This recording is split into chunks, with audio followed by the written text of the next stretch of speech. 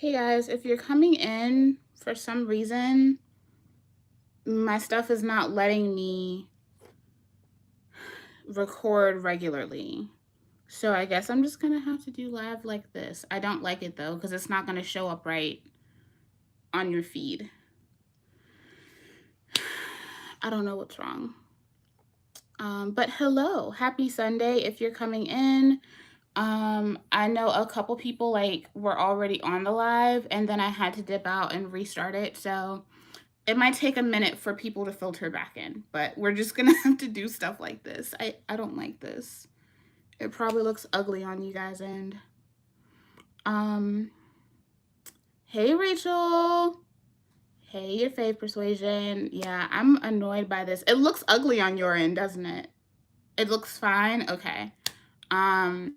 Yeah, for some reason it won't let me film regularly.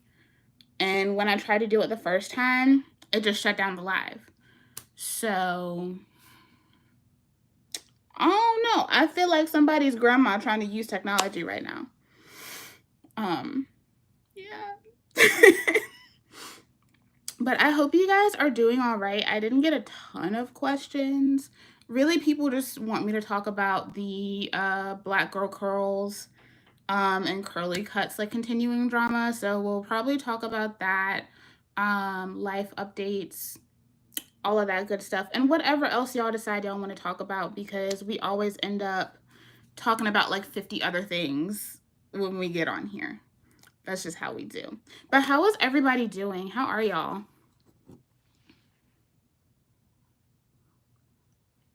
If you're sipping on anything, munching on anything, put it in the chat. I have a little bit of tea because I've been getting sick.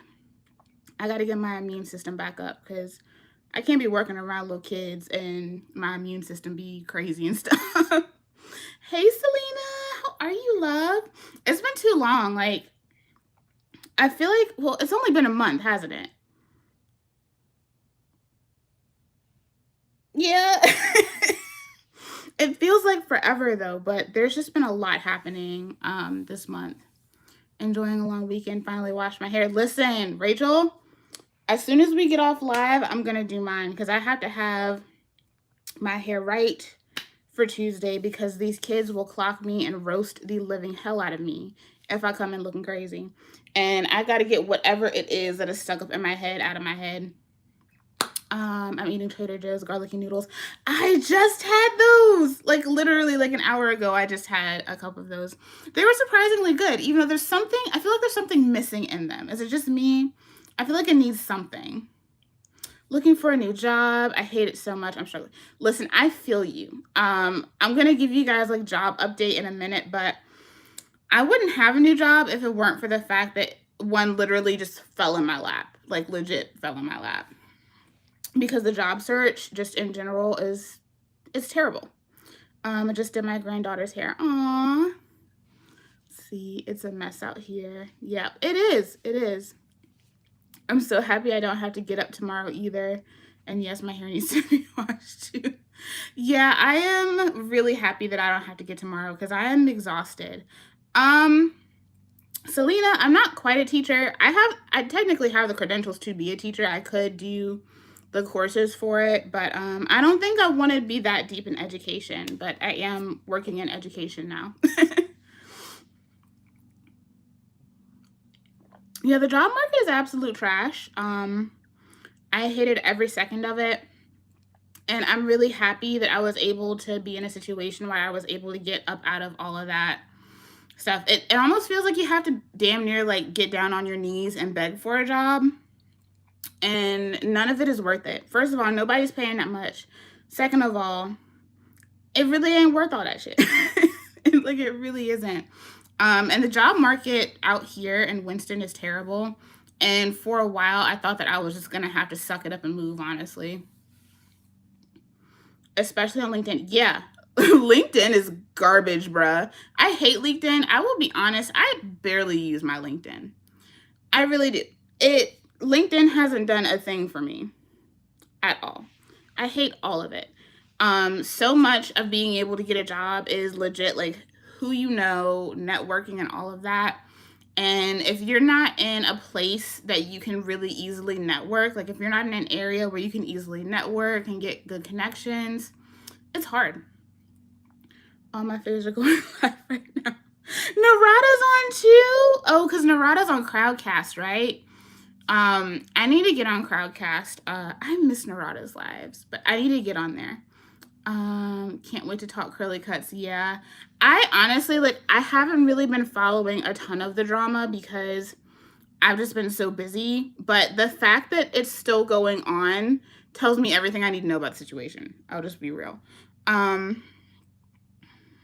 You're headed to NC on the 14th. Oh, that's exciting.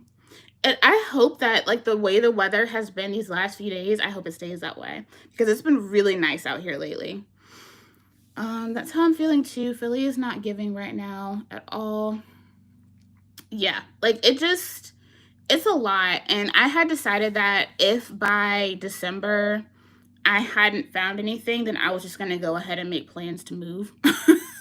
But I'm happy that I don't for the time being. I don't completely feel ready to move. Like I feel like I could pull it off on my own, financially, but I just don't feel ready yet. Like I want to feel like I'm all the way good. You know what I'm saying? Because Raleigh is expensive. Like everywhere is expensive, but Raleigh is very expensive. And I refuse to move to Charlotte. I don't like Charlotte. I just canceled Premium yesterday. I want to delete LinkedIn altogether. Yeah, I used LinkedIn during undergrad and a couple of years like post undergrad, and no, I hate it. And at this point, it's just collecting dust. I don't even think my account is active anymore.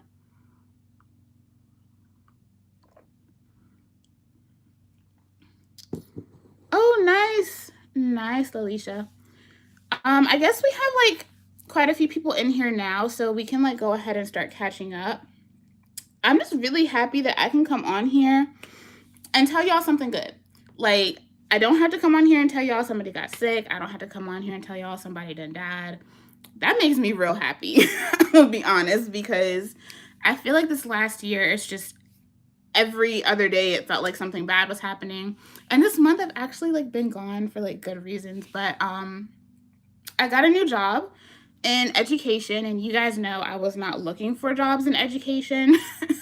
But it was offered to me, just, you know, kind of seat in my lap kind of thing. Mom is going back to work. You guys know she's a teacher. She's been teaching since before I was born. She has 30 plus years in education.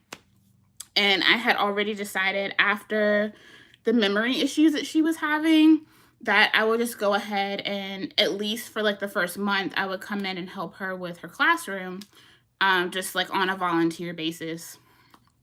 And when I had made that decision and started to go help her, her boss was like, "Do you want a job?" And I was like, "Okay." So the school system that she's in got a grant for a reading intervention, I guess like program. Like they're trying to get the kids' reading levels up, and so that's basically what I'm doing. Technically part-time, but I'm getting paid really, really well, so it doesn't feel like it's part-time. They're paying me really, really well, shockingly well. So I get to do instruction throughout the day with the kids, and then for the rest of the day I am assisting mom, which is working out really well because I don't think she expected to be like as tired as she is, and I don't think she was prepared for how she was going to feel going back, because life just happened so fast, right? It's like I feel like we just got her diagnosis and now she's like already back at work, and so it helps because a lot of like that getting up, hands-on attention that she doesn't always have the energy to do, I can just get up and go do it, you know? And then the kids, they get extra instruction, they get extra hands-on time. And so it just worked out perfectly. Like, it's not my first time working with kids, but it's like my first time doing it in an official capacity, and I love it. The kids are great. Like, they're a lot, a lot. But they're not bad kids. They're just needy. I feel like the kids are about the same as us adults right now, especially going through a pandemic. they just want affection. They just want affection and attention because they just have not had it.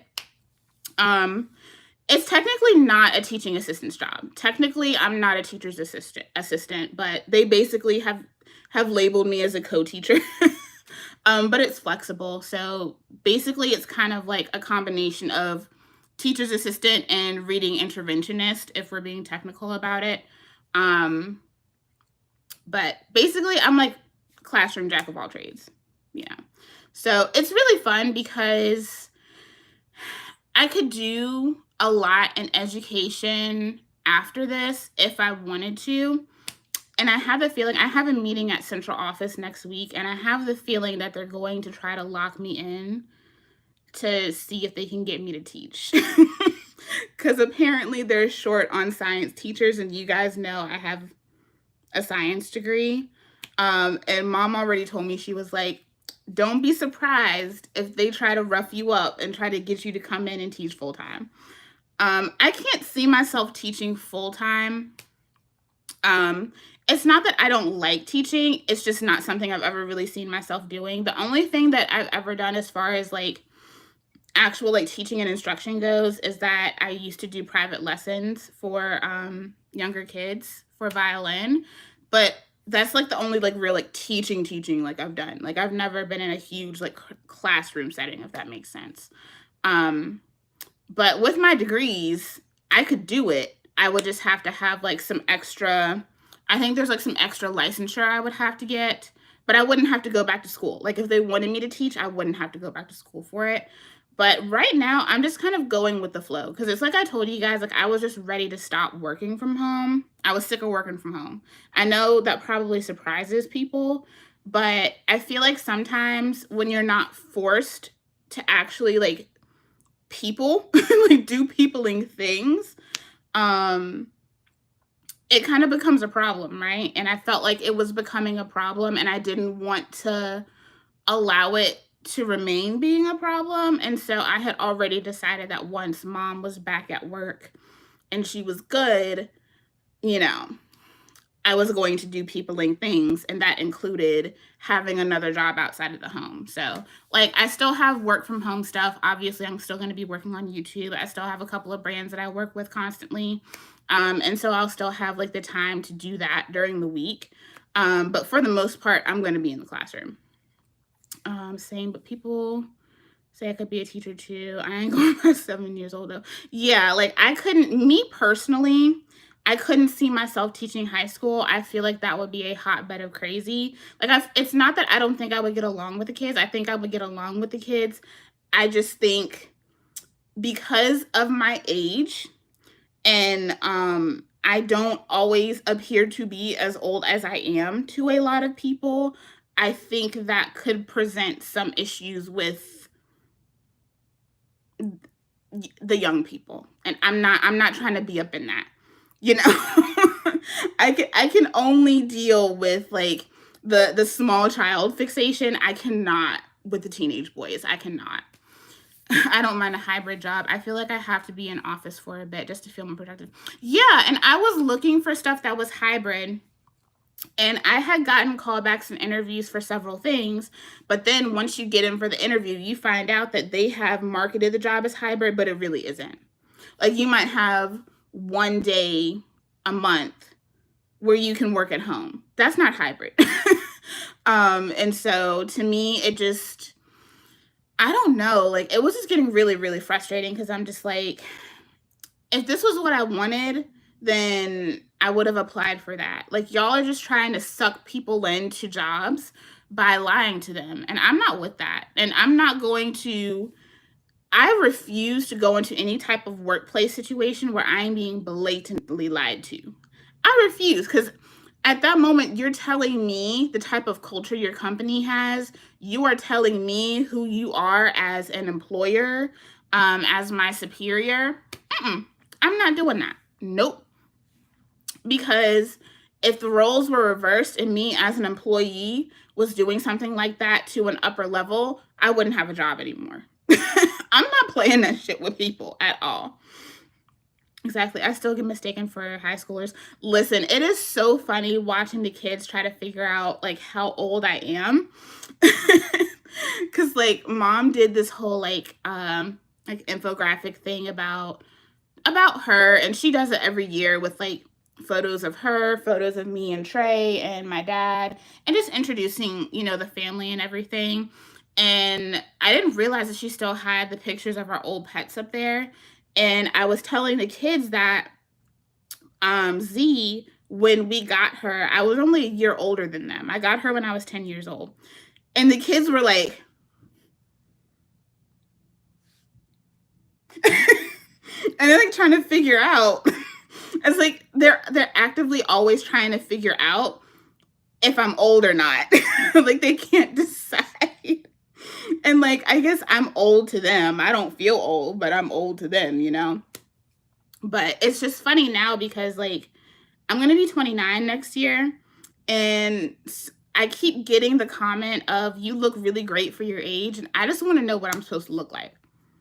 Because what are the rest of y'all out here looking like at 29? Like, I just want to know, what was I supposed to look like? I don't know. But then sometimes I meet people and they're like 25 and they look like they have one foot in the grave and another on the banana peel. So I don't know. Sunscreen, water, minding my business. But yeah, a lot of jobs are out here lying, and it is incredibly frustrating. But that's what I'm doing right now. So I've been with the school for about 3 weeks. And I'm finishing the last of like my meetings and contracts and everything this week. So everything will be like super official. Because it's actually really interesting because literally everybody who took on this position is some type of family member of one of the teachers. So like my mom's coworker that's like right next door to her daughter is also going to be co-teaching with her. We have one of the ESL teachers. Her mother is coming in and she's going to co-teach with her and then do small groups, pull small groups out of other people's classes. So it's really nice because it's just a really comfortable situation because the majority of us coming in, like we know the teachers, we know how they work, we know how they operate. You know what I'm saying? So it doesn't feel like it's a disruption. It doesn't really feel like anything new because we all just get each other. And I feel like I've come into the school and I just like I fit. Like I get along with everybody. And everybody gets along with me, and we're all just incredibly focused on just making sure we can do as much as we can for these kids. Um Everybody ain't blessed, unfortunately. Apparently, and I mean, I'll take the compliment. Of course. I'm happy that I look good. I don't want to just wake up one day and look ancient. It throws me sometimes.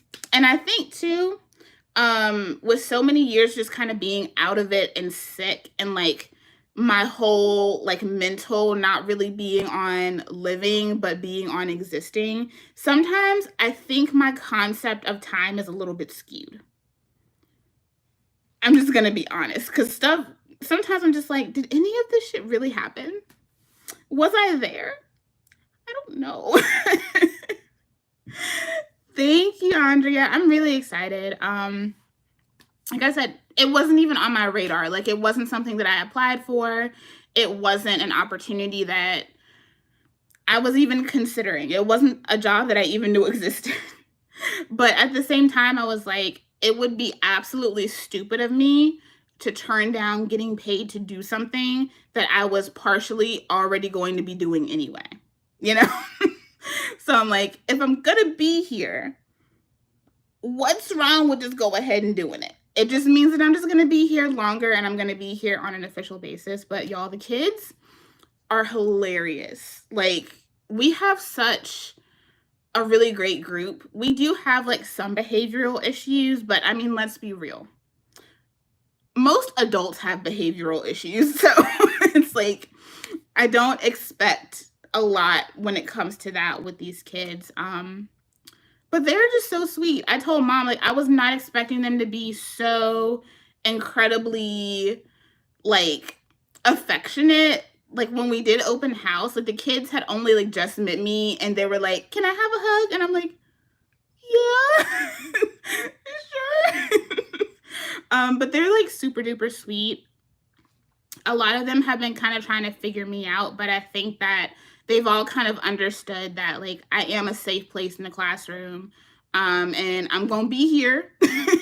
And we gonna do this thing together, and you know, we're gonna rock this thing out. But they've already been roasting me, y'all, and I can't even be mad at. First day, they were roasting me about my height. A lot of those fourth graders are taller than me, y'all. A lot of them are taller than me. But like literally first day, like one of the little boys, he looks at me and says, Miss Bree, did you know that there are actually other adults who are shorter than you? And I was like, wow. Like, you wasted no time. Like, y'all are just gonna roast me all year, aren't you? And I can't even be mad at them because they're correct and the takes are good. They are just hilarious, but they're really great. Like, we got a really great group of kids. I think like once we kind of get like behavioral issues settled, I think that it's going to be a really, really good year. Let's see, whatever Lolita said, you do look good, but 29 is nothing to look. Yeah, like, I feel like I look good, but at the same time, like, I don't think I shouldn't, you know what I'm saying? But at the same time, I feel like just in general, a lot more people are just aging really, really well. So I don't know. I guess not everybody uses sunscreen. I mean, I don't smoke. I drink, but I don't drink that much. I honestly feel like it's kind of shocking that with all of like the medical stuff I've had going on, that I haven't aged like a banana laying out in the sun. I'm still shocked that I don't have gray hairs yet. I've been expecting to see one pop up any minute because the amount of stress I've been under over like the last 15 years. I thought I would be going gray early. Shocked that I haven't found one. Watch, I'll wake up with one tomorrow. But yeah, that's what's been going on. On top of that, we also moved my brother. My brother had been living with us. He got a job in Tennessee. So literally it was like everything kind of fell into place for everybody all at the same time. So like we were transitioning mom back to work, me transitioning back to working outside the house, and then working on moving him to Tennessee. And so far, as far as we know, he likes his job. You guys, I think I've told you guys that he's a diesel mechanic. And he got a job opportunity out there with somebody else, and he went out there to see what it was about, and he loved it, and he decided to move. So I'm happy for him. The house is really, really quiet now, though. It's kind of weird, but I'm just happy that like that's working out for him, you know, because he decided to forgo going to college, so he like went straight into an apprenticeship. So it's nice to see that that is like paying off for him, because especially at that age, things don't always pay off for you that quickly, you know, like it's just life. But yeah, so it's been a wild month. Like literally things started popping off for every single one of us, and it was like the go button was pushed, and then that was it. Like we were all off. I think dad is a little salty though, because no one's at home anymore. He's used to everybody being here, or at least like me being here. I think he's just like a tad bit salty, but he'll be okay. He has the dogs. He has Copper and Hank. Hank, by the way, is about 3 times the size of what he was when we were on live last time. Remember how dad was talking about how he's only gonna be like 20 pounds. Yeah, that dog is way more than 20 pounds. And he just keeps getting bigger. All he does is eat. He's cute, but all he does is eat. So he's huge. We were supposed to have a little dog. Now we have a big dog. Copper is not a big fan of that. How old is your brother? He is 20. We have an 8-year age difference. So, yeah, 2 years out of high school. Not bad to be getting those kinds of opportunities. I have a 30-year-old son and a 28-year-old daughter. They allude to getting old, and I'm like, what are y'all talking about? Good luck to your brother in Tennessee. I'm in Tennessee. Oh, that's dope. But yeah, I don't know. I feel like for me, it's a little different because when I say I feel old because I'm chronically ill. You know, like but like as far as just like the feeling of existing, like I don't feel old in that sense, you know. But we have people hopping in the live trying to disrupt us.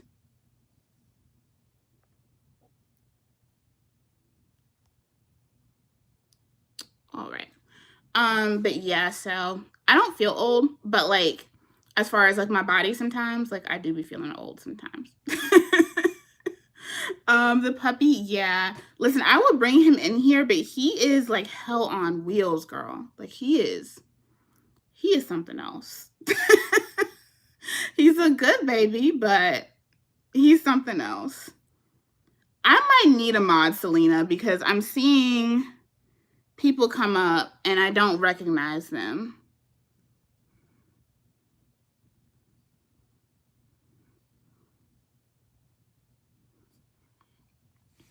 Yeah. I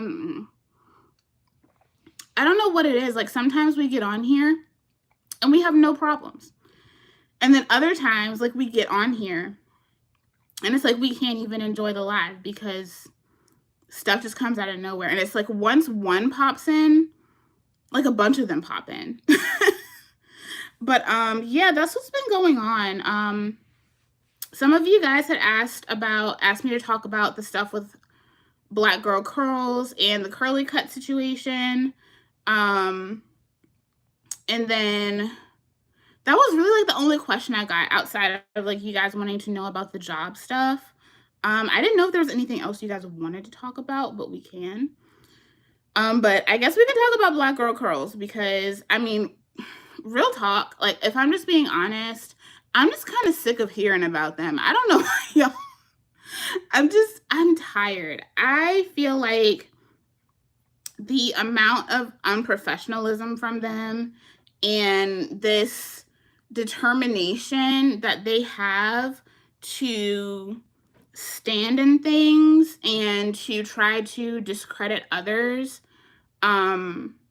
is disrespectful. And I think it's overall a big part of the reason why a lot of people, Black people especially, do not trust hairstylists. Like this behavior is the reason why a whole lot of y'all do not like hairstylists because it's like you can't be told anything ever. And especially when it's not, it would be different if it was just a situation of other people, other creators, or other stylists questioning you or making comments, but it's your own clients that are telling you that their hair is fucked up. Like, it's your clients. And I think that at that point, maybe you should start listening and stop talking. And there's a lot of people on the internet that spend a whole lot of time talking and mistreating people, saying things out the side of their necks, all to try to stand and wanting to be right, instead of actually just doing simple things to fix the issue. Like so many things could be cleared up with just a my bad, I'll look at it, I'll work on it. Let me go back on this and see if are there techniques that can be adjusted. Are there some things that we've missed? Are there issues with our technique? Because nothing is 100%. These people want to come onto the internet and sell y'all $1 and a dream and absolutes. And there is no such thing at all. Like no one stylist is going to completely agree with another stylist. Everybody has their own techniques. Everybody has the things that they excel in more than others. And so I'm always wary when people come on here and tell you guys things in very solid, like hardcore absolutes, when that's not how life works. That's not how the real world works. And I'm honestly just kind of sick of them. And I mean, let's be real. I feel like outside of those who are already like following their techniques, and were either getting their services or like using their online like services, I would say that the majority of us in this community found them because of drama. Like, can we just be honest? Can we be honest about that? Because if it weren't for the drama, the condescension, the way they talk about people, the way they talk to people, a lot of people, wouldn't. A lot of people wouldn't know who they are if it weren't for a lot of the drama, you know. Um, So, Fancy, right now we're talking about the stuff with curly cuts, the damage that people are experiencing with curly cuts and black girl curls. And like as far as like the damage issues go, that's something that like me personally, like I don't feel like I'm qualified to speak on because I'm not a stylist, like that's not my thing. But there's enough people out there confirming that the damage is there. And there are enough stylists that are corroborating, like, yeah, this is what these people are seeing, and they're not just making stuff up. You know what I'm saying? It's just really, I don't know. I feel like some of this is part of the reason why sometimes I kind of lay low on social media, especially when I have a lot of stuff going on, because I feel like I've reached a point in my journey on YouTube where I'm really sick of other people's drama. Like, because you guys know, like any times that people have even tried to pull me into drama, I nip that shit in the bud real quick. I do it publicly because you're not about to have my name in anybody's stuff. I'm not doing that with people. And I'm just so sick of other people's drama. It's like, it's all the time. And I feel like a lot of us are in a place where, we've learned our natural hair, and maybe, as we get older, like things may change and we want to try different things, or we may need to switch stuff up. But for the most part, I feel like a lot of us are really comfortable with our natural hair, and we just don't want to do all this rigmarole anymore. I'm tired of a new trend, every 2-3 weeks that people have to refute so that nobody is harming themselves. Like, I'm tired of seeing these things. And I'm tired of black girl curls. Just in general, I'm tired of them. I'm kind of over them. I'm over the condescension. Like, you can teach without being rude to people. You can say what you mean and mean what you say without being an asshole to people. And I just think it's really simple. And being challenged on your technique or being asked to, show those results to back up the service that you have people paying hella money for, shouldn't be that difficult when you claim to be a professional. I'm just saying. What's up, Natural Monroe? That's why I'm tuning in. I want to hear your thoughts on the curly cut situation. I watch your videos all the time. I just never comment. Well, thank you, Lovey. All support is good support. But yeah, like you guys know I've always been pretty adamant that I don't really get curly cuts. One, because the day I decide that I'm going to get a curly cut and not care about wanting to be able to wear my hair straight is the day I'm going to get up and straighten my hair. So I like to cut it in a way that it will look good when it is in a straightened state and when it's in its curly state. But I also feel like me with my super duper tight curls, I just don't trust that everything is going to be cut if it's cut in its curly state. I just don't. I get too many single strand knots. Some of those single strand knots don't occur at the ends of my hair. Sometimes they pull up like mid shaft, you know what I'm saying? So I just don't trust it, me personally. And you guys know how I feel about the product stuff. Like they focus so much on hydration, even though like we all know hair is dead. And so I feel like just completely asking people to deter away from using emollients and things that are going to give you a little bit of a light coating. Like I don't see it. Oil is not Teflon. Oil is not going to just completely prevent your hair from being able to absorb moisture. Like that's not That's not how that works. Like, they talk about oil as if you're taking your hair and sealing it in a plastic bag. That's not how oil works. You guys know I've never been someone to push people off of using oils or using silicones. Silicone is literally just man-made oil. Like, it's that simple. So I've always felt like a lot of the noise was just too much. To me, if you don't want to use oil in your hair and you have reasons for not wanting to use oil in your hair, then that is fine. It's the speaking in absolutes and treating people like they're stupid because they have certain techniques that they like to use. And let's be honest, if you're having serious issues with your hair, I highly doubt that you using oil in your hair is the singular issue that you're having with your hair.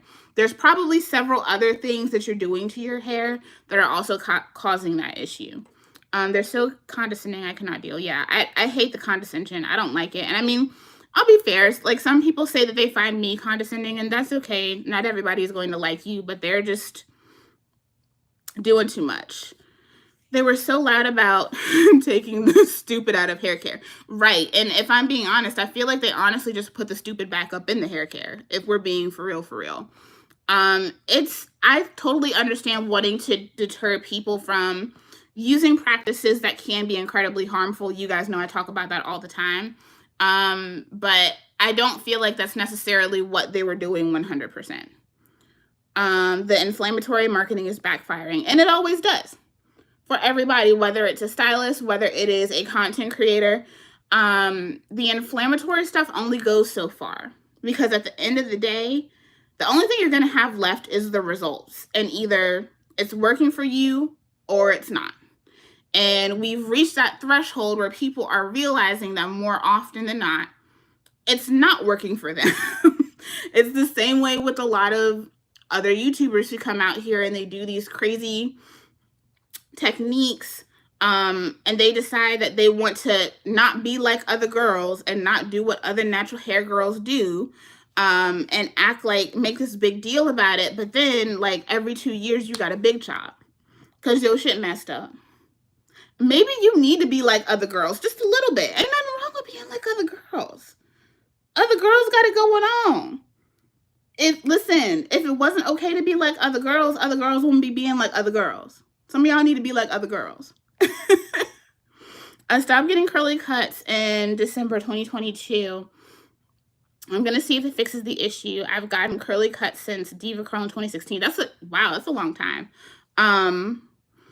Yeah, hopefully, anything that you're experiencing, hopefully maybe switching it up and seeing if you can find a new routine that works for you, and maybe a new stylist that is caring for your hair a little bit better. Hopefully that will help. And I mean, sometimes the name of the game is just finding a good stylist. When you have a good stylist, everything changes from the moment you have that appointment with them to everything you do when you get home and take care of your hair. I can't believe a haircut can lead to so much drama. I know. And it's as simple as saying, maybe we need to analyze our technique. And maybe what we're doing, while it may work for a minority of clients, it's clearly not working for the majority. And that's all that it takes. It doesn't have to be this big thing all the time. Those cuts are for shape. Exactly.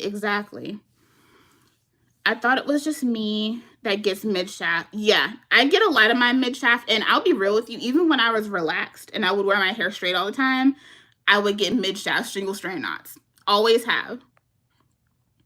I don't comb my hair curly at times, but it's had to be wet with products and smoothed out as much as possible. I wouldn't trust to cut it shrunk. Yeah, I don't trust cutting my hair shrunken. I don't. I don't trust it at all. Black Girl Curls only uses gels for wash and goes, but now them and all their followers are backpedaling. Yeah, exactly. And you guys know, sometimes, like, I do only use gel, but it's not something that I do, like, every single week. And I feel like when I do it, I have the proper base, and I'm not completely erring away from putting any type of emollient in my hair. You get what I'm saying? I think it's just kind of overkill. There has to be a balance somewhere. And I don't think that the routine that they were using was incredibly balanced, if I'm just being honest. Hi, I know that you use silicones in your products. Have you experienced any buildup? What shampoo do you use that completely washes silicones out?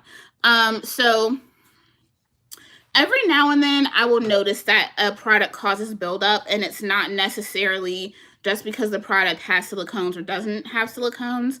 I have used products that are silicone free that have caused buildup in my hair. I have finer strands, so I try to avoid things that are a little too heavy, like things that are super duper shea butter heavy and stuff like that. I use very sparingly, and for the most part, I rarely ever have issues with buildup. Like right now, I have something going on with, like, you can probably see it like right here. The stuff that has been stuck in my hair, and it's just a bad reaction from a combination of products. But for the most part, I never have buildup. The majority of the shampoos that we use, if it has sodium C14, 16 olefin sulfonate, what is the other one? I can't think of what the other surfactant is that's common. It's not in my head right now, but I'm sure you guys probably know what it is and it's just not coming to me.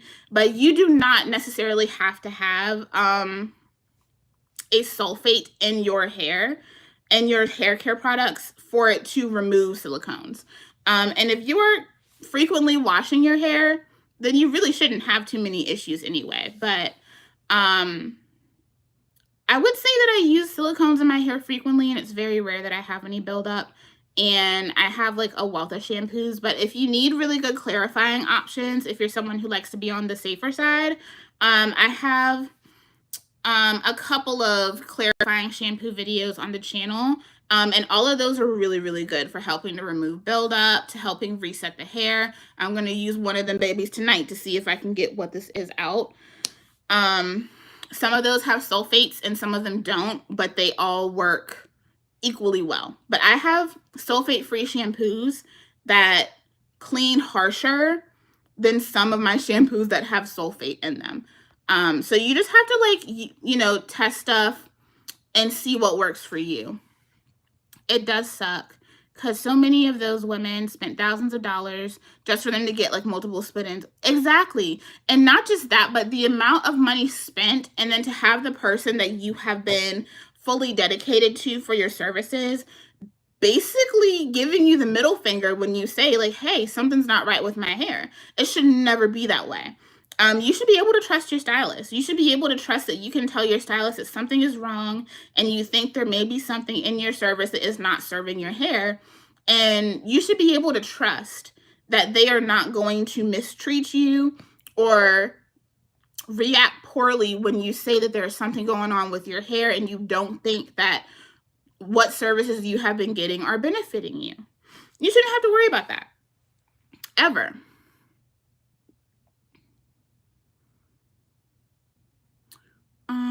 Decyl glucoside, not that one. I don't know why I can't remember it. Like, my brain is completely just gone. I don't know why I can't remember it. But decyl glucoside is like super duper gentle. It's one of the main ingredients in the butter shampoos from Soultanicals. Most of my cleansers that have like decyl glucoside in them are more like co-washes. I think the Dew co-wash, I think that like the main agent in that is decyl glucoside. So that one's like super duper gentle. It's going to give you like a light foaming action, but it's not like super duper clarifying. Yeah, baby, I'm sorry if I can think about what it is. I will mention it, but I can't remember like that main ingredient that I'm thinking of. It's in so many things. Hold on.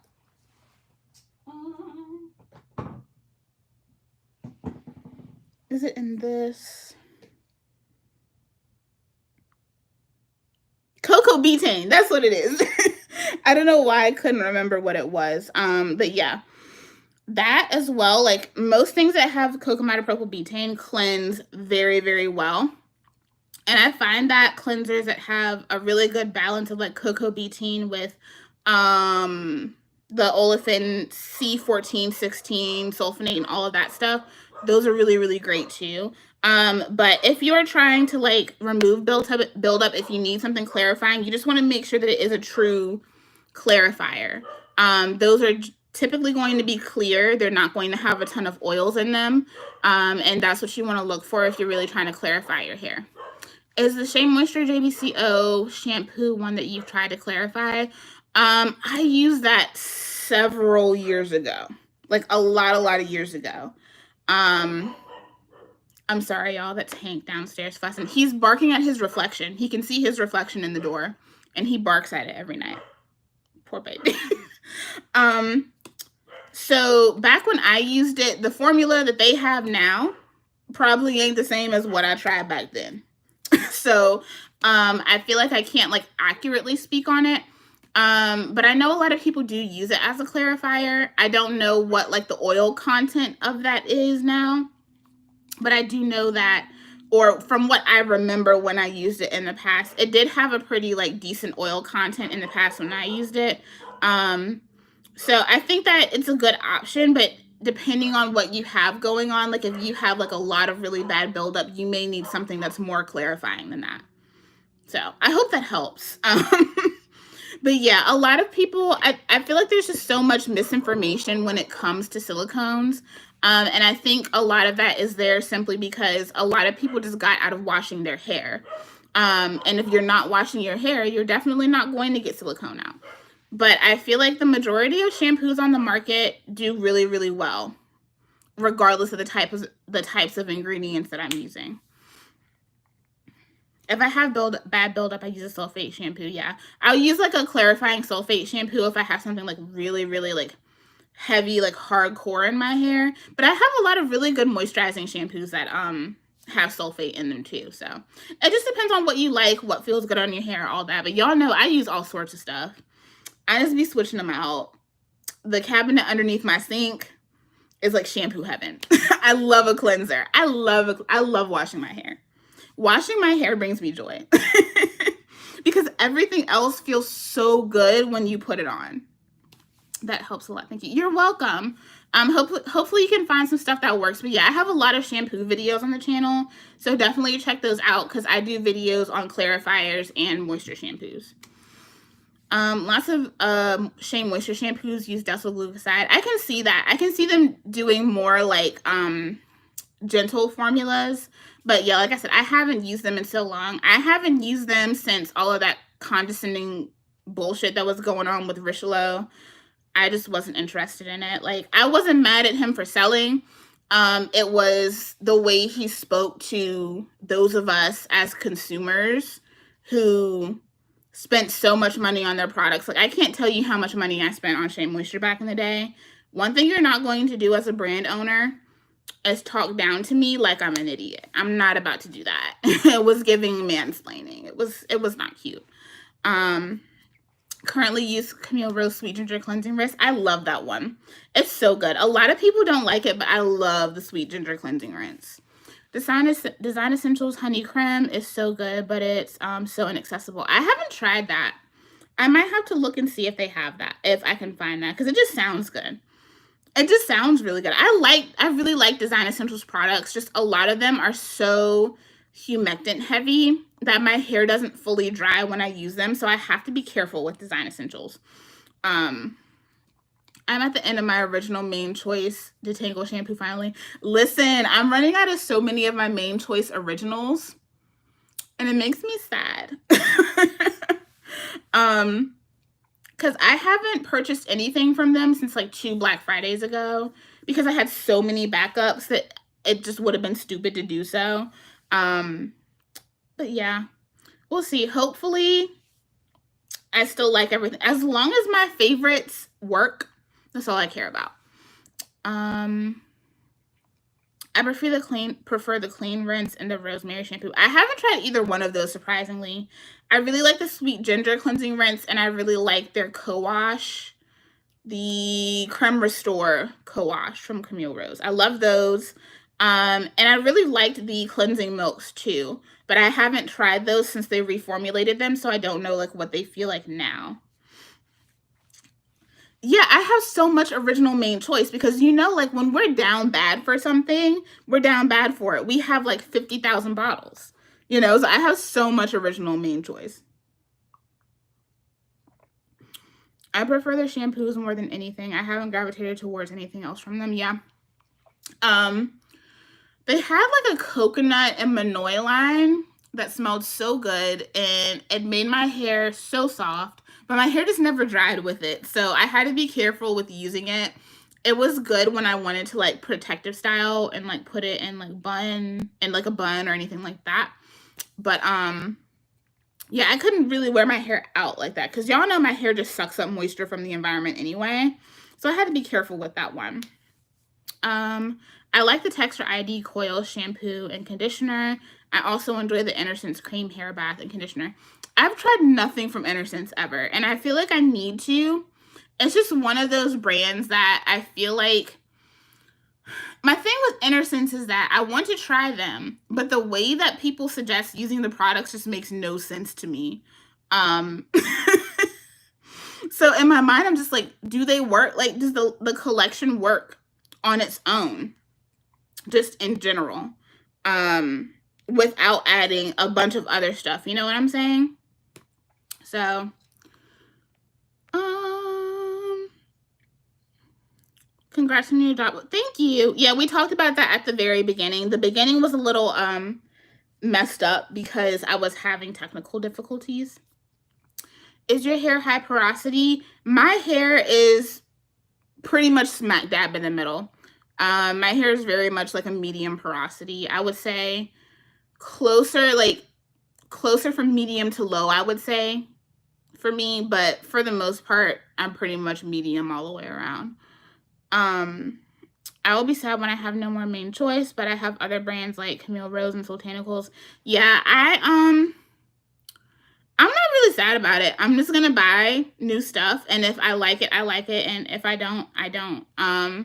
Because at the end of the day, like regardless of a sale or anything else, people can change formulations for any reason at any time. And so to me, I'm just not that deeply attached, Like the FDA could come out tomorrow and ban a very common ingredient in a lot of the products that we like, and they will have to get rid of it. And they'll have to change formulations and figure it out, and it will either work for you or it doesn't. So I just try not to get like super duper attached. I try it again, and if I like the reformulated version, great. If I don't, that's fine too. But sometimes I prefer reformulated versions. Like a lot of the reformulations from Camille Rose, I actually like more than the original counterparts. So you just never know. You just have to try it. My hair can get wet in the summer too, or in a humid room. Yes, like I'll be walking around and my ish will just wet and sticky. Wet and sticky. Has Kinky Curly Curling Custard been trending lately? It's hard to find now, and I'm running out. I don't know, because I feel like every now and then, like Kinky Curly will go through these periods where it's like really hard to get your hands on, like they're sold out all the time, and then they come back like nothing happened. I think some of that may just be because they are small and they have remained small. But I haven't heard anything. But yeah, I need to get some more Kinky Curly. With the time of year, I need to get another jar. I'm gonna have to see if I can find me some. I wish I was medium. Yeah, I will be honest, I feel like I've explained to a lot of people, I feel like I don't have a lot of issues that a lot of people have because I am medium porosity, but it just makes it really, really difficult with my porosity and living in a very humid climate. That is the main difficulty with my hair. Because it can become very damaging if you don't have the right products and you don't know how to properly manage it. It can be very damaging. What field are you in? I have degrees in environmental sustainability and biology. But right now I am currently working in education. It's a new thing for me. We'll see how it goes. So far, I'm really happy. back to Mixed Chicks, Camille Rose, and As I Am. Yeah, I haven't used Mixed Chicks in forever. I always pull my Camille Rose out when it's cold. I need to go back to As I Am because I use their co-washes all the time, but I've used up all of the stylers that I had in my collection from them, and I just never like repurchased it because I had so many other things to work through. But I might do that soon. We'll see. There's a lot of stuff I want to buy. My hair has become a bit more medium over time, but I still classify myself as hypo. Yeah. Yeah. Listen, I bet being high porosity in Houston is something else. I know it has to be exhausting. Is Cara Care dead? I've not heard about them in a while. I don't know because for a minute, they were kind of popping. Like I saw more people promoting them. I feel like a lot of brands in general, if we're being 100%, have kind of fallen off over the last like year. And I don't know. I don't know why. I think some of it is just the economic hit. I know a lot of brands have had struggles with sourcing ingredients and not wanting to have to price out their initial customer base. That's why a lot of the bath companies that I have been using over the years have been very quiet because they've had difficulty sourcing a lot of ingredients and they don't want to price their customers out. There's just so much that goes on behind the scenes.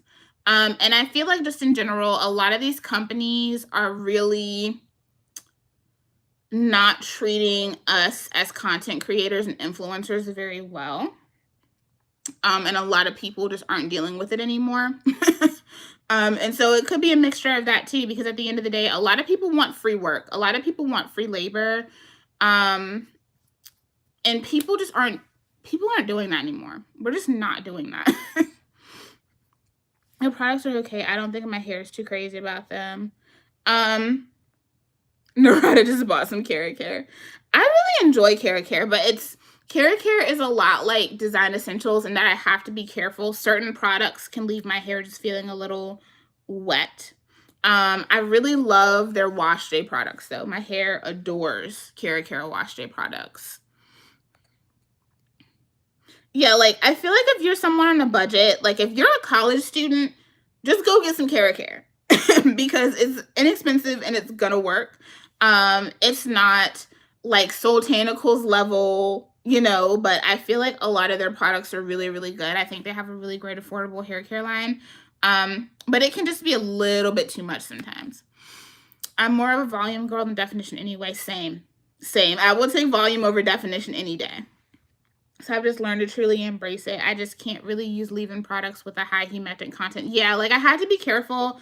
And if I do use products like that, I have to pair it with the gel that is going to complement it very well. It's like you have to get used to learning how to kind of mix and match and play with certain things. And then there are just some products that I just can't use during certain seasons, like Camille Rose, wintertime.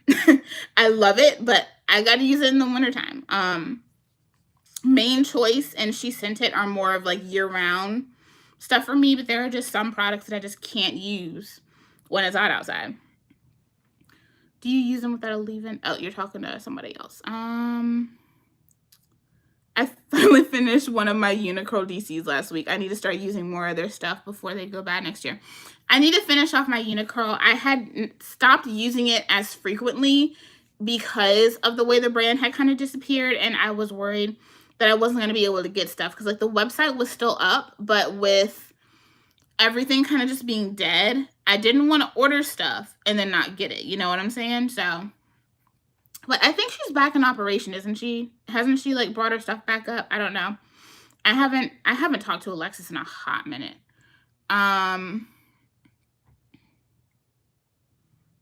Let's see. I've never used any Main Choice products. I love me some Main Choice. I do. I love me some Main Choice. I feel like if I'm being 100% honest with you guys, a lot of the brands that I have talked about constantly, I still use them all the time, but I just kind of caught myself in realizing that I was giving a lot of free promotion out, and getting absolutely nothing back, like not even a thank you, you know? And so I kind of cut back on some of that. Just being mindful, like stretching myself really thin for hair care brands that I know for a fact I make a lot of money for, and not even getting like a thank you, a hey, we appreciate that, you know? Sometimes you got to start doing that stuff. So self-preservation, it's important. You haven't heard that name in a while. Yeah, because they just disappeared. And I don't think for like, I'm pretty sure that, so like a year and a half ago, Alexis lost her brother, and she had just kind of stepped back, and there were just a lot of different things going on. I think she moved. There's a lot of stuff going on. So they have fallen off for a little bit, and I think like right before I really started like having 50 million hiatuses, I think she had talked about coming back. But I don't know if they're fully operational again. I honestly haven't checked. Have you tried the Cream of Nature Honey Curling Mousse? The mousse, no. I've tried a couple other products from the line, but I haven't tried the mousse. I think for a second I thought I did, but I think that was the Lotta Body. Lotta Body came out with a honey line, I think. And I've tried that mousse, but I haven't tried the Cream of Nature one. That honey line in general, if I'm being honest, I didn't really enjoy too much. The DC had a lot of alcohol in it. Like I could smell the alcohol when I opened the container, and it really dried my hair out. The leave-in was okay. The cream was okay, but I haven't tried the mousse. You've only used Pearly Braid Out Glaze? I love Pearly Braid Out Glaze. I have all of like their main stylers like right here at my desk because those are the some that I use the most. The Bull Buttery Gel, the Gelato, the Ancient Egyptian, and the Pearly Braid Out Glaze all stay under my desk. And you really were. I don't blame you. You gave them thousands of free. Yeah, absolutely. And you know who really made me adjust how I handle things? Was Charnay from Nature's Little Secret, because she has always been very open and honest about how much I have done for her brand, and the way that like when I talk about Nature's Little Secret, y'all just go to the website. And she has always been very transparent with me because she wants to see me win. Julian from Adjoa is the same way too. Julian is so incredibly giving. I know people try to come out here and talk crap about Julian because they have their own personal vendettas against Julian. I love me some Julian. She really does look out for us. And even in times where like I've reviewed stuff and obviously like they haven't been sponsored, but she has gone out of her way when she has seen reviews and the work that I have put in to thank me in other ways. And I am so appreciative. But people like that, brand owners like that, who show you exactly what you're doing. Because like as a content creator, you know that you're getting buzz and you know that people are seeing your stuff, but you don't necessarily understand the monetary value behind it. And when I had people who showed me the monetary value behind it, it changed my whole outlook. Because obviously, like, my first motivation being here is because I just really enjoy natural hair. I enjoy trying products and I enjoy sharing things with you guys. Like, that is my initial motivation. But that doesn't take away the fact that it is a lot of labor. And when you realize you were doing all of this labor, and sometimes you don't even get like I really appreciate that video, like it was a great video or whatever. I'm not even asking to be compensated. I'm just asking for a little bit of appreciation, you know? And so for a lot of brands that I truly love and adore, you know, I have given you guys very comprehensive videos about them. And for me, like, outside of like new products that I genuinely like truly hardcore want to try and review for you guys, I'm not going to go out of my way to talk about them every single video the way that I used to, because I feel like I don't need to at this point. There are certain brands that if you look up that brand, my face is going to pop up. Because in a lot of ways, I have popularized a lot of products. And so sometimes I have to remind myself to treat myself with the same level of care that I have for other people that I deem to have bigger influence than me. And I've learned to stop undervaluing my influence. And people like Charnay, people like Julian, people like Alexis, people like Elizabeth from Rule by Mercury Bath Company have all been very integral in getting me to recognize that. She was also moving. Yeah, she was moving to another state. She was building a house. She had a lot going on. So, you definitely were, especially for She Sent It and Main Choice videos. Yeah, like I have so many comprehensive videos on both brands. And you know, like I still absolutely love them to death, but sometimes it would just be nice to get a bit of a thank you. That's all. Little pat on the back, something.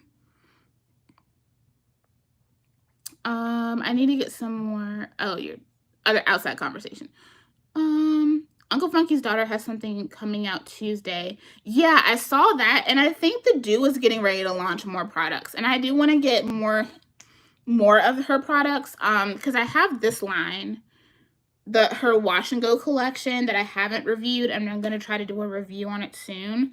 I have a lot of products that like aren't new, and a lot of people probably won't care about them, but I don't care because I still want to try them and create with them. So I'll probably be reviewing some older stuff that y'all haven't seen that's just been unopened, but I think she's coming out with new stuff too.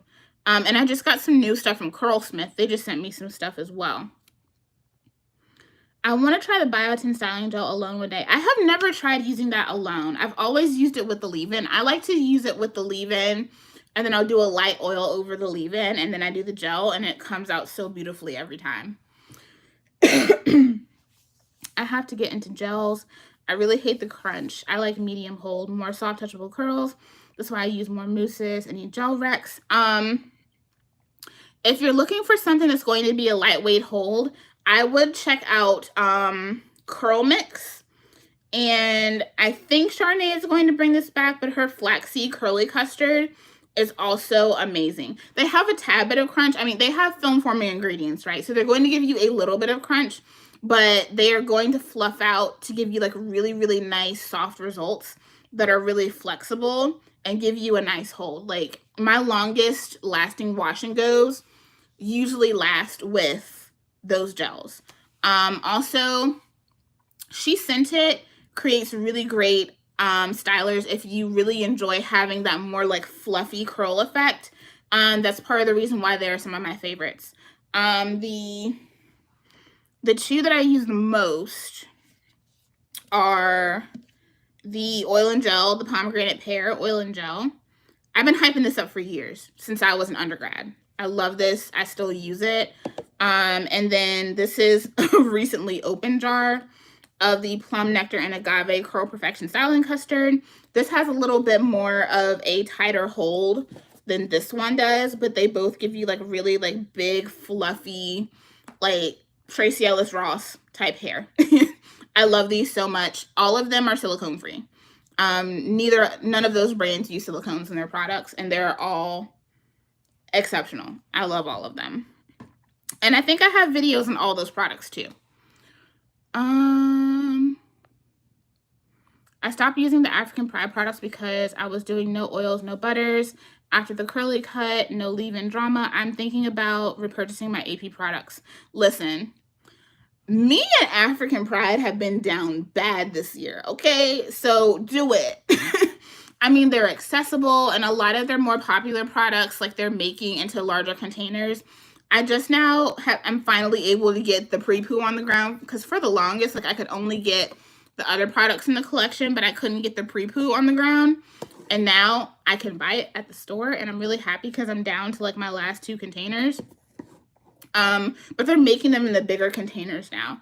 But the Moisture Miracle collection from African Pride is probably one of the best affordable hair care lines on the market, hands down.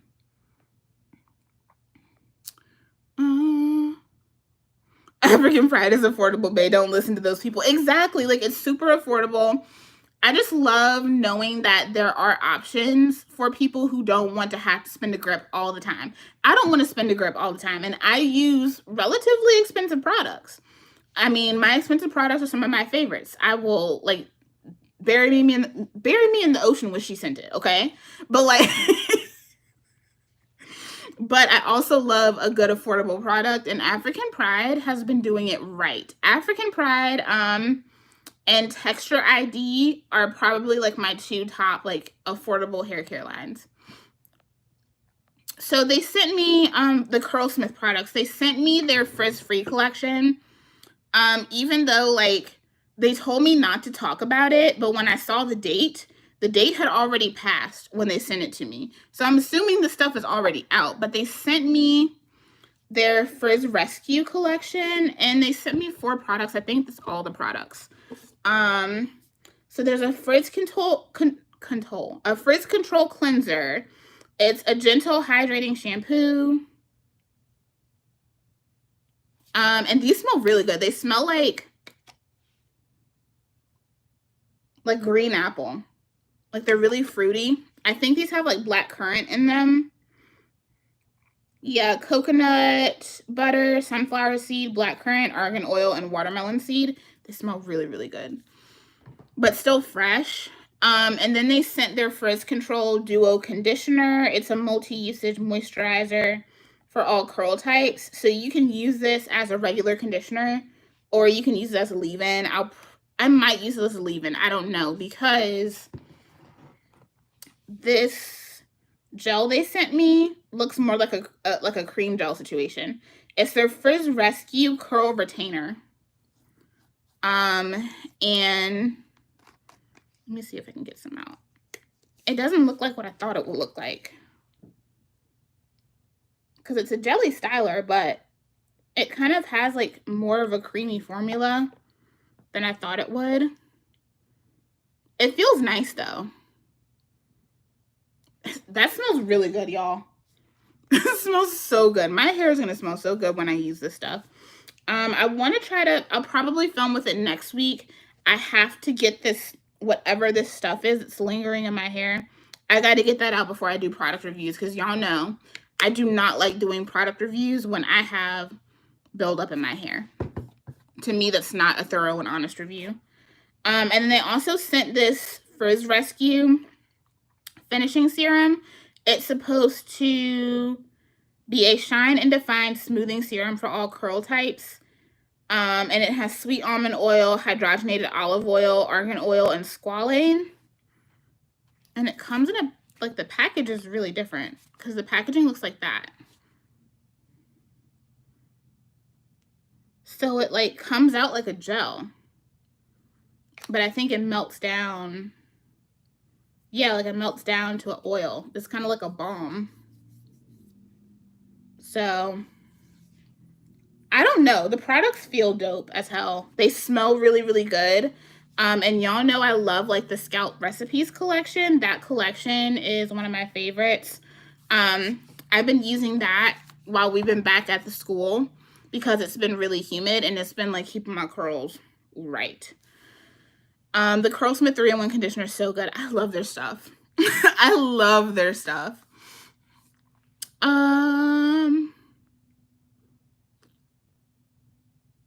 Yeah, I feel like a lot of us got put onto Curlsmith late in the game, because if we're being honest, I feel like the white girls were eating Curlsmith up, and then we found out about it and it was a wrap. I love their stuff. It smells so good. Yeah, I'm really hyped for that. Curlsmith loves on me a lot too. I will say, like, for them to be a bigger company, they do show me a lot of love. I wish the gel had a 32 ounce. I know, right? Didn't they make a larger size of the gel though? Or do you mean the other one? Because they have 2 of them. I like the weightless air dry, like the weightless air dry cream and the Hydra Style Flexi Jelly. I think they made bigger packages of those. Speaking of Tracy Ellis Ross, I wanted to like Pattern products, but they all leave gray cast in my hair. Huh. There must be something that's just not absorbing well for you. My hair loves pattern. Like, so many people, I feel like when pattern came out, people treated you like garbage if you didn't hate it. I loved it. And I had people who literally harassed me because I made videos hyping up the products. And I think a lot of people just assume that, like, oh, you like Tracy Ellis Ross, so you like pattern. I mean, I like Tracy Ellis Ross, but I'm not like a super fan. Like, I was not one of those kids that was watching Girlfriends. Like, so I like Tracy Ellis Ross, but that was never a motivation, you know? Her products just really, really work for my hair, and I enjoy them. And a lot of the people that review the products, I mean, how in the hell, all of a sudden, all you do is douse your hair in water when you try products, but all of a sudden, when you want to do a review on this product, you standing in the shower with dry ass hair. How are you next to a water faucet and you standing there putting product on dry ass hair? Come on. So yeah, I love her products. The only thing is that the smell is just so strong. It's so strong. I wish Mish was on the ground. I would use them so much. I know, right? They really need to be in stores. Like, and I feel like her packaging would do well in stores. Curl Mix is going to be in Ulta, though. I had the feeling that she was getting ready to go in stores because of the way she was streamlining the packaging. I was like, yeah, she's getting ready to go to shelves. And I was right. So, yeah, she's going to be in Ulta, I think, starting this month. I think at the end of the month, she's going to be in Ulta. I want to do a shop with me because we just got a new Ulta that's, like, up the street from my house. So I want to do, like, a shop with me video and go in there. I think that would be fun.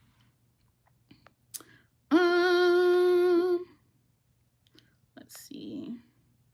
I'm going to repurchase all my African Pride favorites. It ticks me off that now I'm stuck with a bunch of expensive Innersense products that I don't think is all that great. Yeah, like, that's my thing with Innersense. Like, a lot of people have asked me to try them, but I only hear about people enjoying Innersense when it's Innersense used with other hair care. They don't like it by itself. Because people talk about Innersense, but it's always like the I Create hold with like Uncle Funky's Daughter or like some other gel. And to me, if I can't use it by itself, is it good? You know, like if I can't just use it in its lineup and it doesn't work the way I want it to, is it good? It don't sound like it, you know what I mean?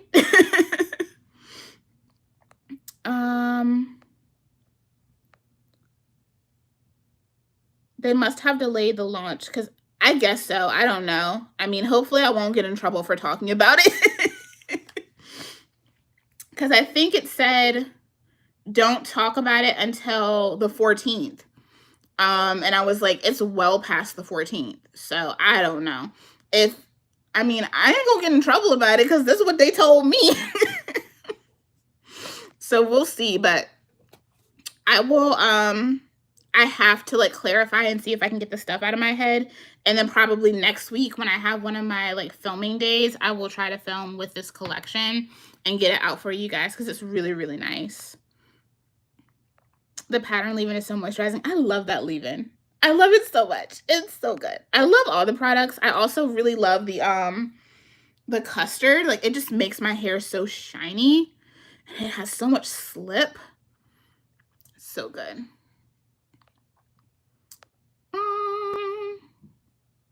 Mish would do well in Ulta. I agree. I think it would do very well in Ulta. And especially because there are so many Black-owned natural hair care brands that are going into Ulta, I feel like they would just do really, really well because they have more places to stand with. You know what I'm saying? It's nice to see somebody other than Shea Moisture taking up the shelves, if I'm being honest. I'm still salty at Shark Tank for treating Curl Mix like they did. I mean, let's be real. If it was a couple of white ladies up there with that same pitch, they would have gone for it. Let's be honest. I hate that show because sometimes it's like they try to play stupid with you and act like they don't understand what you're talking about. And I'm like, I don't understand how you don't understand what I'm talking about. It's on my head. Like, it's right there. Like, you can see it. Come on. So I'm just proud of Kim and Tim. I'm very proud of them. They are great. I haven't worked with them in a minute. I think at the beginning of last year, they got new PR people, and a lot of times when you get new PR people, you kind of get forgot about. So I think that's kind of what happened. And I just haven't had the time to reach out. But yeah, they have always been a joy to work with. They're really fun. Innocence was not appealing to me at all. Me either. Like it just looks boring. Like it just looks boring. And as far as like ingredients go and the things that the products claim to do, they didn't look like anything I didn't already have, and it didn't look like something I would enjoy reviewing. And I'm not just going to review products just because somebody says, hey, review it. I'm going to review it because I want to review it, you know? So, yep, I remember how they treated the black woman with the lipstick. Yes, was it the lip bar that did Shark Tank? I think it was the lip bar. Yeah, they play too much. They play in my face too much for me. I don't fuck with Shark Tank.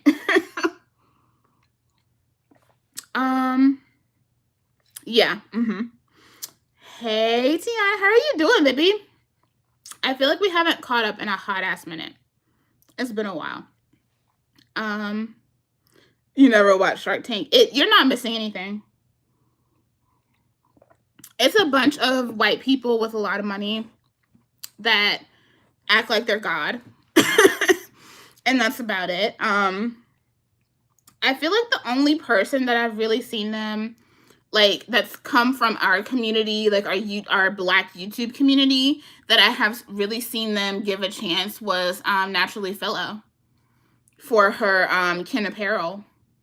And that's about it. But there have been a lot of issues with Kin since she got that deal with that lady on Shark Tank. Because I've seen a lot of people come back and saying that as influencers, they have been heavily mistreated. And that's incredibly disheartening when it's an influencer-owned brand. I've heard a lot of bad things about Kin Apparel since that deal has gone through. So, who's doing fireworks? Oh, yeah, for Labor Day. I guess it is a holiday. Yeah, I be forgetting about holidays. If it's not Halloween or Christmas, I don't know about it. I'm going to just be real with you. Or my birthday. Which gel from Curl Mix? The flaxseed gels from their regular lines. All of them are good. If I had to give you my favorite one in general, just like scent-wise, the lavender one is the one I use the most. But all of them are good. I think they did come out with a new gel, though. And sometimes they come out with, like, different formulas in their fresh kits. But they're ones that look like, hold on.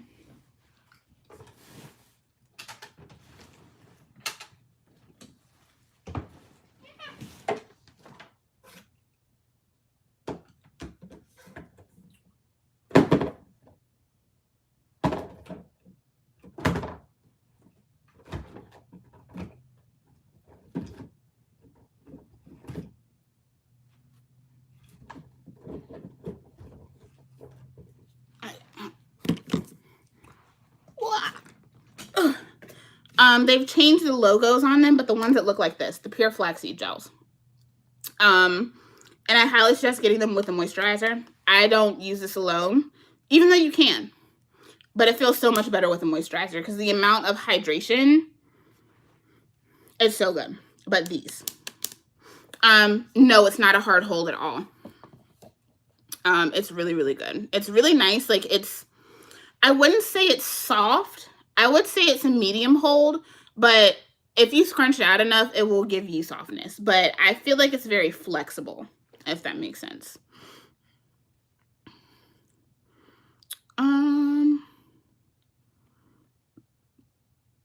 This is the first time y'all are hearing about the pore treatment from, like, yeah.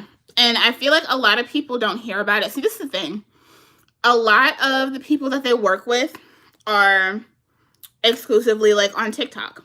Like, they don't cross over to that long form content audience. So People over there may know about it, but the general audience over here may not. You know what I'm saying? So that's how I know about it, because I follow people over on the Clock app that have worked with that brand. And I don't think it's 100% an issue with Philo. I think that you have to be careful with who you get into business with. And sometimes it works out really, really well for people, and sometimes it does not. I think that's one of those things that it's not.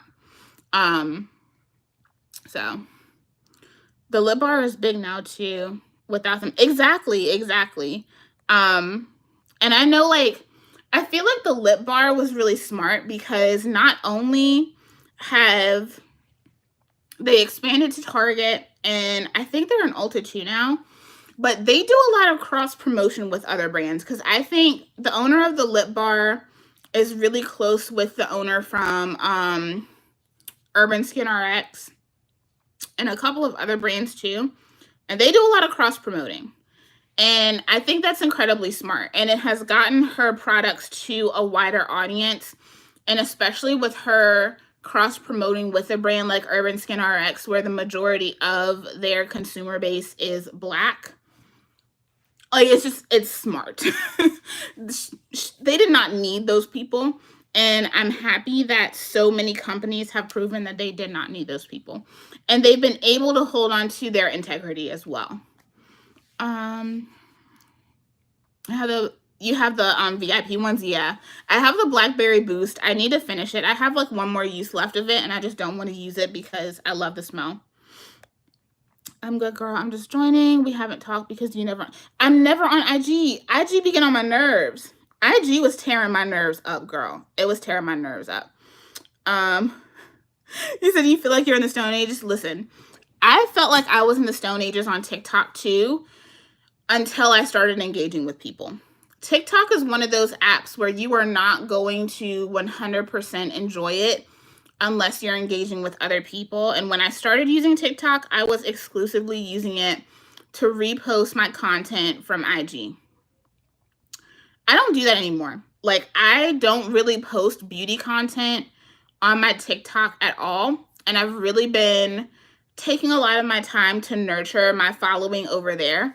And like a couple of months ago, I didn't even have 100 followers.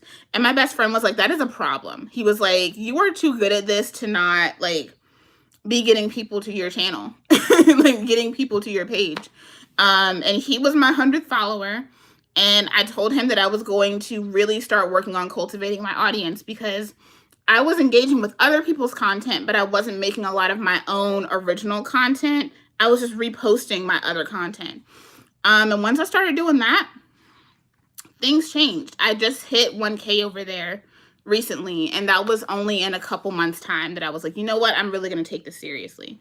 It just takes you engaging with people, finding content you like, engaging with that content, and keeping your FYP in places that you want it to be. And it really does help. But at first, when I started using TikTok, I felt like somebody's grandma trying to figure out how to use an iPhone. But I'm a lot better now.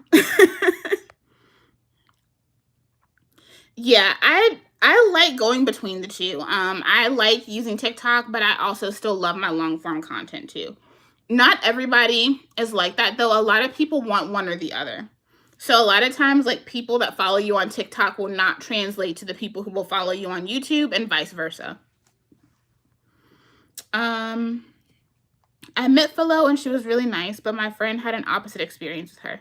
Yeah, I think I'm one of those people that I maintain really low expectations when it comes to meeting people that I follow or admire. And I say that because now, as someone in that position, I get it. Like, I'm sure some people have met me in person and were slightly disappointed in my attitude.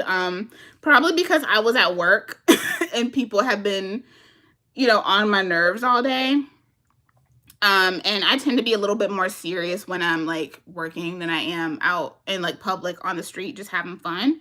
But yeah, I try to temper my expectations, because now that I understand what it feels like to have people like walk up to you and recognize you in public. And it's so weird because I'm just a regular person, right? Like, And I think even for content creators who have a huge following, there's no way that most of us don't feel like we are celebrities. We don't feel like we are people of interest. We just feel like we're regular people with a camera, right? And so it's weird being out in public and trying to keep up that persona, because you just don't feel like that is it. There's just something about it that doesn't click, you know? So it's different. It's different. And so I try not to hold it too hard to people who you meet in public and you may not have the best experience with them, because now being on that other side of it, like I get it. And I'm pretty sure there are some people who have met me who have been a little disappointed because I was probably having a really bad day, or, you know, my manager was acting crazy, or somebody had just said something stupid to me, you know.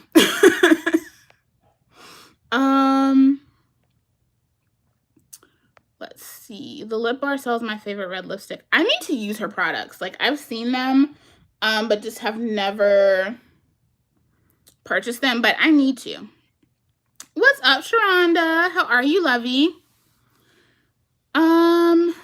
It's been a long time since I've seen you, girl. It's been a very long time. I need to meet up with a lot of my homies now that I'm trying to get out the house. Now that I'm trying not to be a homebody. Baby steps. Trader Joe's has lobster bisque coming out. Ooh. Yeah, that sounds wonderful. That sounds amazing. Yeah. So many YouTubers ditch YouTube for TikTok because it's so casual.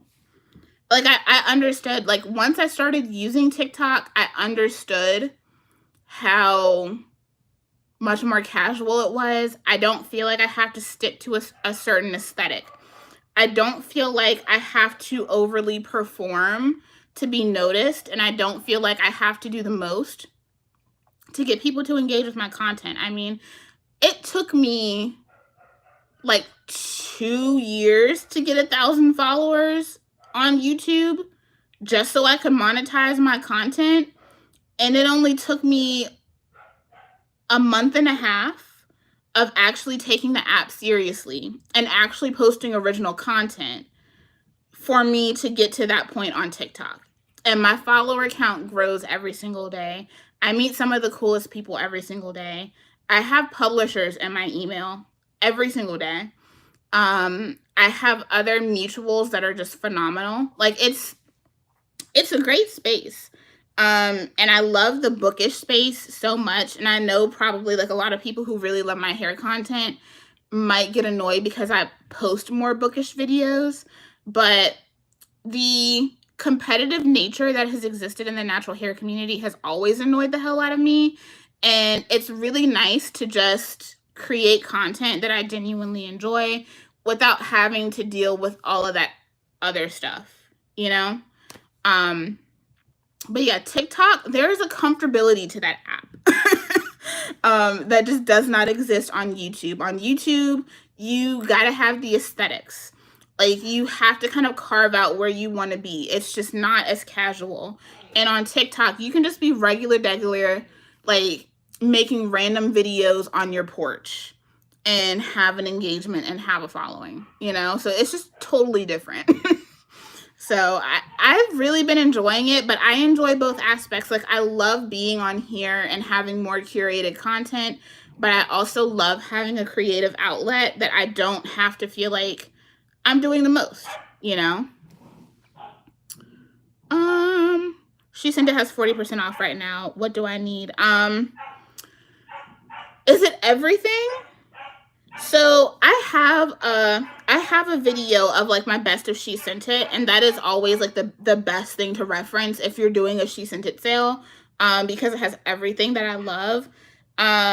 The pomegranate pear collection and the plum nectar and agave collection are my top contenders, like all the time, 100%, for She Sent It. If you're gonna get anything, get that. They have really, really great cleansers, and the cleanser that's in the Plum Nectar and Agave collection is one of my favorite shampoos of all time. I don't know if you co-wash, but if you do, the blueberry co-wash, bomb. Literally every single one of her deep conditioners, bomb. So, I mean, honestly, look at the ingredients, like look at the main call outs and pick what sounds the best to you, because I mean, I use the whole line. I use almost every product that they make, and it's amazing. The Tahiti cocktail collection is also really, really great for summertime as well. It's one of my favorites for humidity. I love is it the milkshake? I think it's the milkshake in that collection. And the custard that is in that collection. A1. Listen, Sharonda, I gotta come out there and I gotta link up with all of my girls. All of my girls. Because I haven't seen anyone in so long. Like, I feel like getting all these surgeries and coming home and trying to figure stuff out has been just isolating in a way. Like, I have friends out here, but it's not like I'm used to having like friends out here. But out here I have friends. And Selena said, yeah, I mean, I get it because it's a little easier to blow up on TikTok, but the app can be so annoying. It can. The app can be really, really frustrating as a creator and as a user, because sometimes, like, I will literally see my FYP reset before my eyes, and it makes me crazy because I work so hard to, like, carefully curate my FYP. Like, last week, I was on, like, Spider Talk for, like, 3 days. I almost set my phone on fire. Do you think I wanted to see all them damn spiders up in my phone? I did not. I have never in my life engaged with a spider on TikTok. Why are they on my FYP? Explain. I mean, I really only follow like other book talkers. I follow some people that do like political commentary as well. But book talkers, authors, and favorite bands, I follow them on TikTok because they have really like fun accounts. And some of them do spicy stuff. But outside of that, like, those are the main people that I follow. So why the fuck were there spiders on my FYP? I don't like spiders, y'all. Listen, I did like 2 semesters of animal biology, and I excelled in that class, but I still hated having to look at them little bitch ass spiders, okay? It's all good, me too. Introvert over here. Yeah, like, I just gotta get out. I was not always this introverted. I wasn't. But when you live in a town where ain't shit to do all the time, yeah. Rachel said you're still avoiding TikTok. Look, a lot of us are. I avoided it for a while. But once you get like into it, you kind of fall in love with it. YouTube lives are undefeated to me. I know. I love it. You know what? I still haven't gone live on TikTok, and I need to do that because I have the ability now, and I just haven't used it. I need to, though.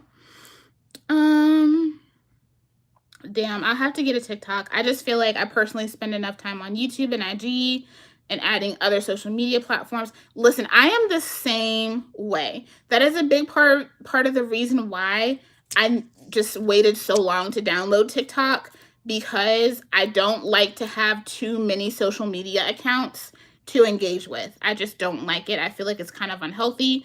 But it got to the point where a lot of the brands that I was working with wanted you to have it.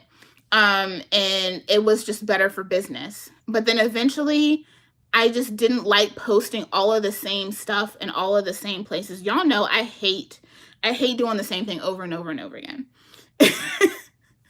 Which a lot of success in social media is doing the same thing over and over and over again, because you're constantly getting new people, and they want to be up to date too. But I hate doing that. And so I just decided that I wasn't going to do that with my TikTok account. You know, like, if I have things that brands want me to post on there, like, I will absolutely post them on there. But the majority of stuff that I post on that account, it's just going to be casual. And I like it that way.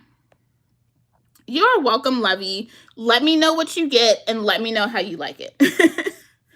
I just use the website with no account. I only find the people I know from Pinterest and call it a day. I feel that though. Like you can find a lot of really great people just looking through stuff on Pinterest. Yeah, so that's the thing with the FYP. You can definitely change it. You just have to be very intentional. So like sometimes like a lot of people say they see me a lot in the comments. They see me a lot in the comments because I intentionally comment on people's videos who I constantly want to see. Like those are my people. I want to see their content. And even then sometimes like their stuff will just disappear from my FYP.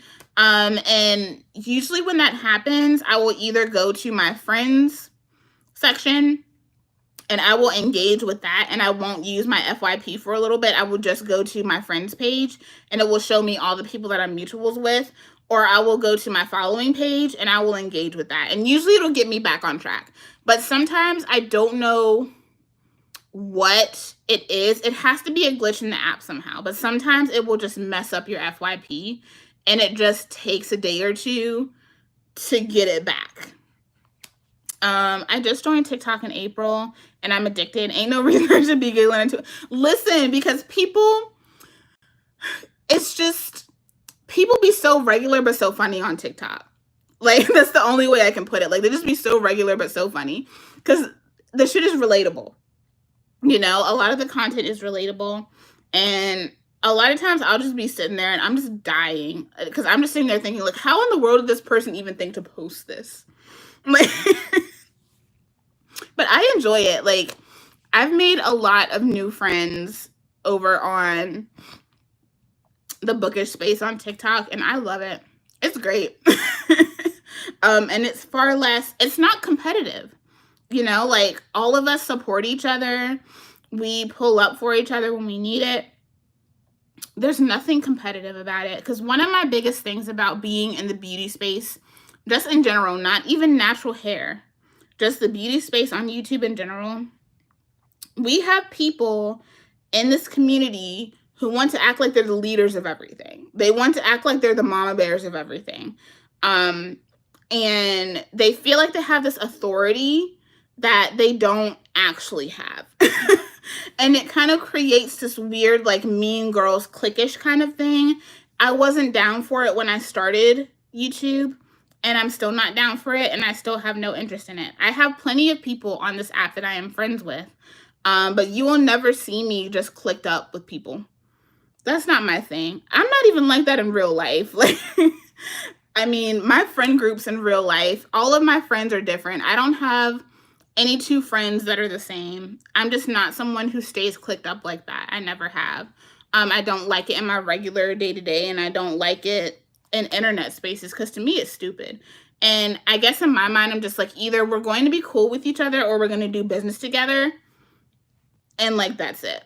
Like, so it's nice to like see that there are communities in the internet space where people really do just like love on each other, and like we can all chill with each other.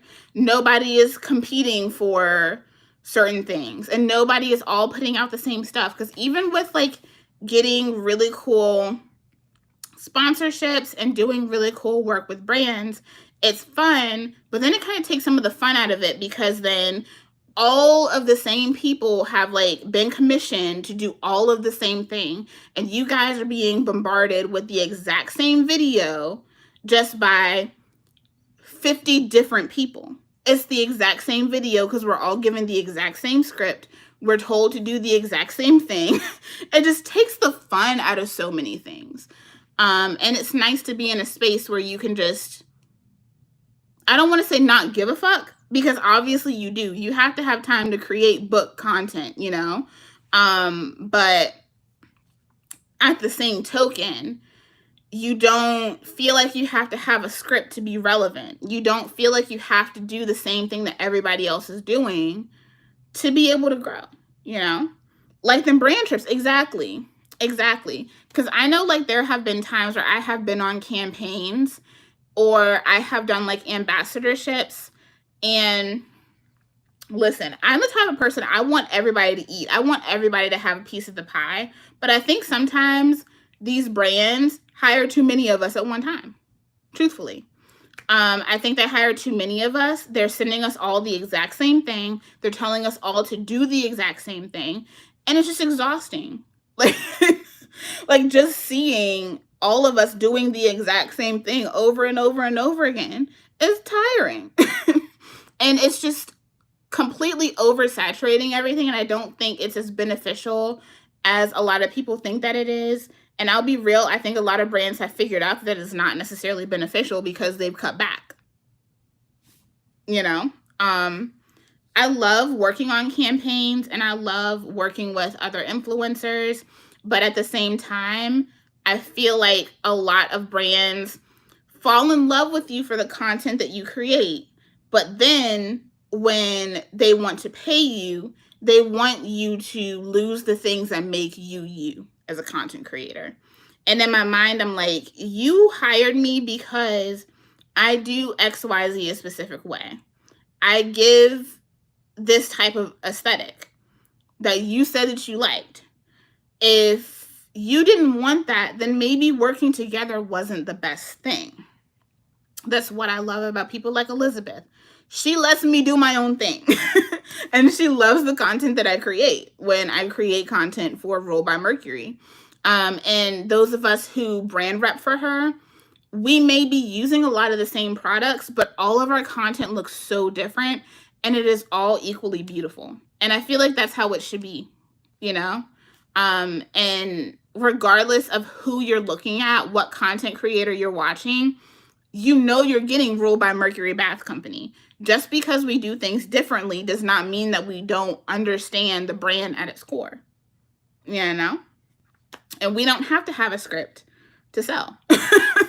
We just don't, because we genuinely love the products and we love showcasing the products. And that in itself is an art. So, yeah, it can just get a little muddy at times. And I think I had kind of like ambassadorshipped myself out. I feel like I did too many at one time. Too many people wanted too many things. And a lot of ambassadorships, like I enjoy doing them, especially because oftentimes it means that I get discounts for you guys. But most of those ambassadorships you don't get paid for. So it's a lot of work. It's a lot of content. And you don't really get anything back either. So, you know. But yeah, y'all, we've been on here for a minute. We haven't quite been on here for 2 hours, but we're getting close. I didn't have anybody ask any other questions though. Like if there was anything else that you wanted to know outside of the job stuff or like talking about the Black Girl Curls drama that I wish would die. The fact that that drama is still a thing in itself just tells you who the problem is. Let's just be real. But yeah, I don't really have anything else to talk about if I'm being honest. I'm going to be enjoying my holiday and enjoying having a day off away from the kiddos and resting up before I have to go back to the classroom on Tuesday. And other than that, like I'm just doing a lot of reading. I have a lot of arcs that I have to finish because I've just suddenly been getting approved for a lot of arc reading. So I've been trying to finish a lot of different stuff. I have one that I need to have finished by tomorrow so I can post the content for release day. And then I have one book by, I think, Roxy Sloan. She is recovering and republishing and moving to Kindle Unlimited. And I thought it was just going to be the first book in the series, but she sent us all 3. So I have 3 books from her that I had to finish. I had to finish the whole series. But right now I'm reading Her Favorite Jack-o'-lantern by Rebecca Rennick. I talked about that in today's Book and Breakfast. It's so cute. It's so adorable. I'm loving it. I think this might be one of my new favorite series. They then separated and went on a trip to Europe. I know. Yeah. Why did Black Girl Curls separate? I'm not sure what you mean, Lovey. What are your thoughts on a lot of women going back to relaxers? I'm seeing a lot of videos on that. I mean, they've been doing that for years. I don't think it's really anything new. I feel like do you. I just feel like if you're going to do that, then understand the health risks and implications involved and just do your research, honestly. Me personally, more than anything, I could never see myself going back to relaxer because natural hair is just so much easier, you know? And I realized how much time I spent worrying over maintaining a certain look with my relaxed hair. And my hair is so much more versatile now that it's natural. I understand why a lot of women go back to relaxers though, because with the culture that is being in any type of beauty community and space, people can get incredibly overwhelmed. And unfortunately, the things that sell on these apps are speaking in absolutes and selling gimmicks. And when you buy into gimmicks, as opposed to just developing solid routines and being consistent and being intentional, you feel like nothing ever works. And you feel like being natural is way more than it has to be because people tell you that it's way more than it has to be. And it's either you have people telling you that natural hair has to be this difficult thing, or you have people oversimplifying it to the point where it is damaging and detrimental. And a lot of people don't land in the middle, and they don't find people to talk to and trust, get advice from, and they don't find stylists that land within that middle point. And I can understand why a lot of women go back to it, because they go back to what they know. And a lot of times it's easier to go back to what you know, even if it is harmful, than sitting there and constantly fighting. I think it was for legal reasons, but I have no idea. I was just hearing all kinds of conspiracies on why they departed from each other. Yeah, I don't know. I don't know what they're doing. I genuinely don't. And it's probably better that way. It's probably better that way. I don't know. I hope things work out for them, but I also hope that, I don't know, in my Tyra Banks voice, I hope you learn from this. Because they need to. They need to. Like I said before, this kind of behavior is a big part of the reason why a lot of naturals don't trust stylists, don't want to go to stylists, don't want to see stylists, because of this stuff right here. You know? But yeah, is there anything else you guys want to talk about? Because if not, then I'll probably start to pack it in. Because I have about 6 more hours of this book to read. But I appreciate y'all pulling up and chatting with me. I just really wanted to catch up with you guys. I was just really excited to have something good to tell you guys. Just excited to be able to share some good news, because I feel like we really haven't had a lot of good news over here in this household. We have been fighting for our lives over here. So it's nice to just be able to come on and tell you guys that things are good, that life is seeming to kind of right itself. You know, when it rains, it pours, and then the pouring finally stops, and you just kind of have to try to pick up and figure out where to go from where you are. And I think that's kind of like where we are right now, you know. Hey, Fo. Thanks for popping in. I love you, girly. You know I love you. And I'm so proud of you. You've been doing a lot of things, and I haven't been able to pop up and congratulate you. But I am very proud of you and everything that you're doing. And I am happy to be able to call you one of my internet buddies. But yeah, guys, I'm going to head out and curl up in my bed and start reading. Well, finish reading some of these arcs. And have a good night. But yeah, thank you guys so much for the congratulations. I'm sure I will have plenty of classroom stories to tell you guys, because these kids are some characters. They're hilarious. But I would lay my life down for them babies. They are wonderful. Your Fae Persuasion, I am burning more coffee, please, from Posh Candle Company. But yeah, thank you guys for tuning in. This was fun. And maybe we'll try to do this like either at the end of the month or the beginning of the next month. Yeah, I hope you guys have a good night, and I'm gonna have a couple more videos up this week for you too. So I love you guys. Bye.